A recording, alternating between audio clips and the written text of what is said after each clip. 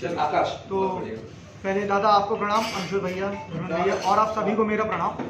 सबसे पहले मैं माँ सरस्वती के चरणों में अपना एक मुक्तक रखता हूँ, 4 पंक्तियाँ समर्पित करता हूँ कि नमन आपको माँ वीणा पाणी, नमन आपको माँ वीणा पाणी, कलम को मेरी गति मिले माँ। नमन आपको माँ वीणा पाणी, कलम को मेरी गति मिले माँ, और शब्दों से सेवा करूँ निरंतर, मुझको आपकी भक्ति मिले माँ। और गोरी के पायल की छन छन को सातों सुर लिख पाऊँ मैं, और लिख पाऊँ मैं देश की पीड़ा, हाथों को वह शक्ति मिले। और भैया बस 2 मुक्तक और एक छोटी सी कविता आपसे साझा करूंगा, अभी हाल में ही लिखी है।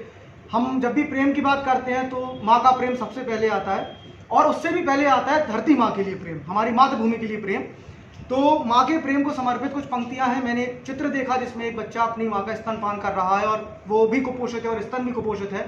तब मैंने लिखा, और ये पंक्तियां बिल्कुल हृदय से लिखी, कि इतना दर्द ए मालिक कभी किसी को ना मिले, इतना दर्द ए मालिक कभी किसी को ना मिले, किसी की जठर अग्नि सारा दिन ना जले। इतना दर्द है मालिक कभी किसी को ना मिले, किसी की जठर अग्नि कभी सारा दिन ना जले, ये कलाकृति ही रहे सारी जिंदगी, देखने को ऐसा मंजर कभी असल में ना मिले। और हाँ ये सच है, हाँ ये सच है, लिख पा रहा हूं क्योंकि मेरा पेट भरा है। हाँ ये सच है कि लिख पा रहा हूं क्योंकि मेरा पेट भरा है। मैं कलम तोड़ दूंगा, कभी कोई भूख से ना मरे। और वो माँ है, वो माँ है, सारा खून दूध में पिला देगी, खुद मर जाएगी, अपनी औलाद को जला देगी। पर उस वक्त उस माँ पर क्या बीतती होगी, पर उस वक्त उस माँ पर क्या बीतती होगी, दूध नहीं है आंचल में और औलाद किलकारती होगी।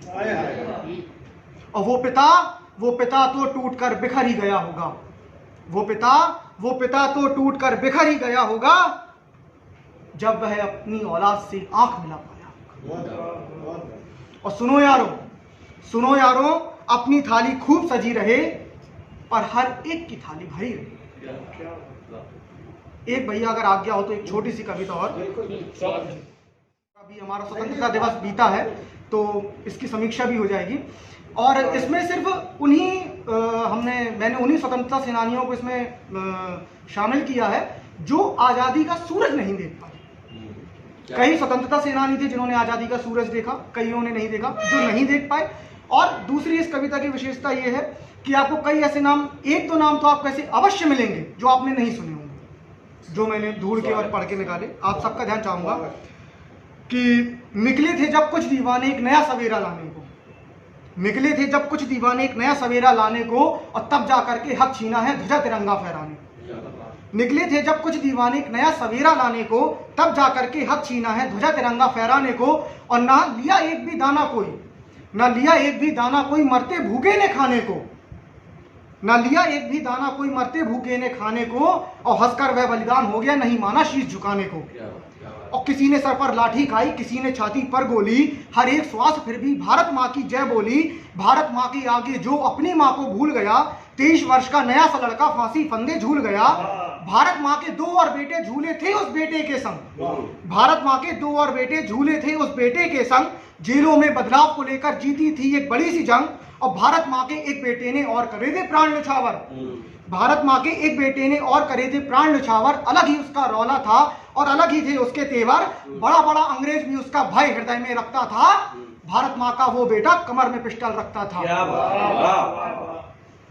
एक और नाम बताता हूं मैं तुमको भाई इशारों में, एक और नाम बताता हूं मैं तुमको भाई इशारों में, एक अलग ही जोश था भाई उस बेटे के नारों में। जय हिंद नारा दिया था किसने, पता है भाई कितनों को, जय हिंद नारा दिया था किसने, पता है भाई कितनों को। हर पल जो तैयार था अपनी भारत माँ पर मिटने को, और जीवन ही उसका तो भैया जाने कितना खुफिया था। बात उसी की हो रही है जो आजाद हिंद फौज का मुखिया था। और वित्त विषय पर एक बेटे के आगे था पूरा भारत भी मौन। भारत माँ के उस बेटे को कहते भारत का ग्लैडस्टोन। और गोरेला युद्ध नीति में माहिर एक पूत था माता का, 8 यामी अंग्रेजों को वह बेटा छकाता था। और भारत माँ के इस बेटे को आदिवासी कहें भगवान, जिसकी क्रांति का नारा था उल गुलान उल गुलान। हर एक नाम को एक ही कलम, ध्यान चाहूंगा दादा कि हर एक नाम को एक ही कलम कलमबद्ध नहीं कर पाएगी, हर एक नाम को एक ही कलम कलमबद्ध नहीं कर पाएगी। हर गांव की हर इशला, हर गांव की हर शिला एक नई कहानी गाएगी, फिर भी करता हूं प्रयास में थोड़ा और कुछ कह पाने का। भारत माँ के और बेटों का बलिदानी गीत गाने का। एक बेटा था ऐसा ही जो एक आग का गोला था, भरी जवानी से पहले ही फांसी फंदे झूला था। 19 वर्ष की आयु थी और हाथ में उसकी थी गीता। 19 वर्ष की आयु थी और हाथ में उसकी थी गीता। कहते हैं इससे पहले भी हुआ था शहीद एक और बेटा, और उसकी तो आयु थी उस समय सिर्फ 13 साल।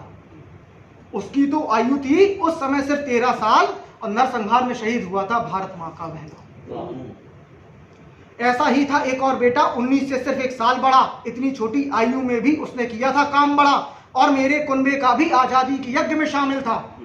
और मेरे कुनबे का भी, हम कवियों के कुनबे से, और मेरे कुनबे का भी आजादी के यज्ञ में शामिल था। कवि था वह और शायर था, नाम भी उसका बिस्मिल था।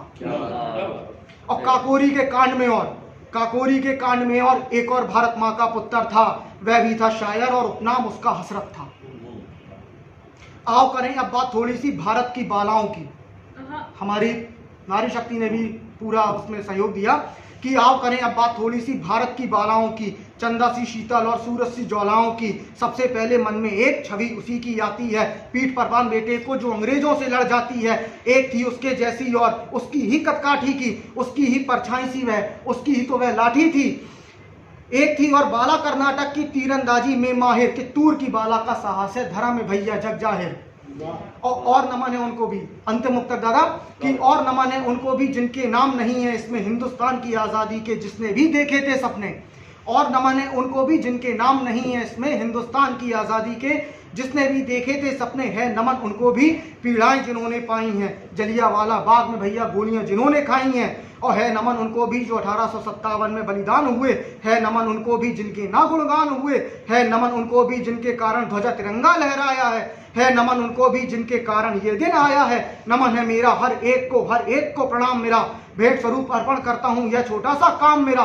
पता नहीं मैं कितना यहाँ गान उनका कर पाया हूँ, आज जिनके कारण मैं आज़ादी में अपना जन्म पाया हूँ और लिख पाया हूँ जिनके कारण मैं ये छोटी सी कविता।